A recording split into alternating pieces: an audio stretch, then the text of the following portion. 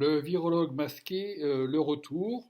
Nous allons donc voir aujourd'hui la question des tests virologiques pour détecter le virus. Deux grandes catégories, une qui est extrêmement connue maintenant, c'est celle de la PCR, et une autre qui est beaucoup moins connue, mais qui va très certainement prendre beaucoup d'importance dans les mois à venir. La première technique, c'est donc celle de la PCR. Comme nous l'avons vu sur l'un des précédents podcasts, on va donc faire un prélèvement soit nasopharyngé en enfonçant par une narine un écouvillon, soit récolter de la salive, ou faire un prélèvement de gorge, voire un gargarisme.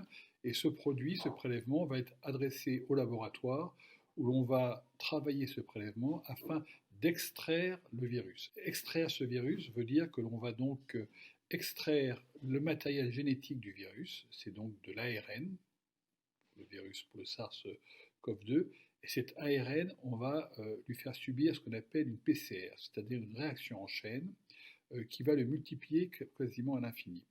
On aura donc, au résultat du laboratoire, une positivité de cet ARN avec une certaine quantification qu'on appelle le CT. Et plus le CT est bas, plus le prélèvement était riche en ARN. Inversement, donc un CT bas, c'est par exemple 16, 18, 19, ce sont des CT, on va dire des termes de réaction de cette PCR qui sont donc très très précoces et qui veut dire qu'il y avait beaucoup de virus dans le prélèvement.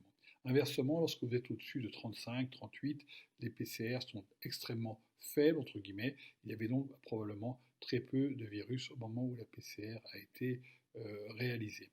Donc cette PCR elle est très informative, mais comme vous le suivez, c'est du matériel génétique.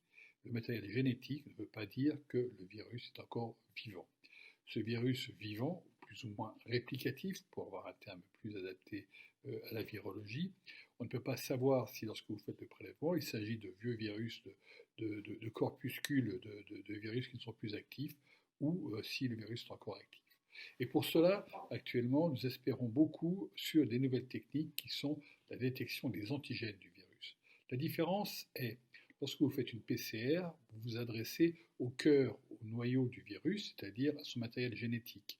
Lorsque vous faites un antigène, vous vous adressez au revêtement, c'est-à-dire carrément, on pourrait dire, les vêtements même du virus, qui forment sa coque, qui forment son enveloppe, et qui n'existent que si le virus est capable de se répliquer. C'est-à-dire que son ARN est traduit, il va donc fabriquer des protéines, et ces protéines vont s'assembler pour donner de nouveaux virus. Or, si vous détectez ces antigènes, ça veut dire que le virus est encore bien réplicatif. Le problème, c'est qu'il est beaucoup plus difficile de repérer des antigènes, ils sont en quantité, on ne peut pas leur faire subir une amplification, une multiplication comme on le fait avec le matériel génétique, il faut donc les détecter de manière, on va dire, presque physico-chimique. Et ces systèmes sont beaucoup moins sensibles que l'amplification génomique que l'on fait par la PCR. Cependant, les nouvelles technologies permettent d'espérer. Pour l'heure, nous avons effectivement des tests antigènes qui viennent de Chine, ce sont des petits tests rapides qui ne valent rien du tout. Les premiers essais montrent qu'ils sont complètement incompétents, il ne faut donc surtout pas ni les acheter, ni les utiliser, c'est vraiment des tests qui ne servent strictement à rien.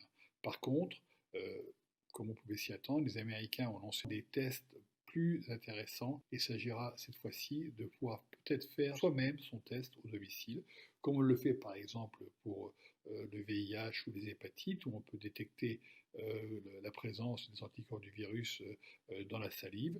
Peut-être là pourrons-nous détecter la présence des antigènes avec une bonne sensibilité. Il faut rester optimiste parce que au moins au début de la maladie, le virus se multiplie énormément, il va donc produire énormément de revêtements, de vêtements de ce virus qui pourront être détectés dans la salive ou dans l'arrière-gorge de manière assez simple et que le patient pourra lui-même faire ce test, a fortiori bien évidemment le médecin ou aux urgences. Ça simplifiera énormément la prise en charge pour le futur. Les dates, je pense, d'expérience que pour cet été, nous devrions avoir les premiers grands tests qui pourront être validés. Bien sûr, ils seront toujours moins sensibles que la PCR.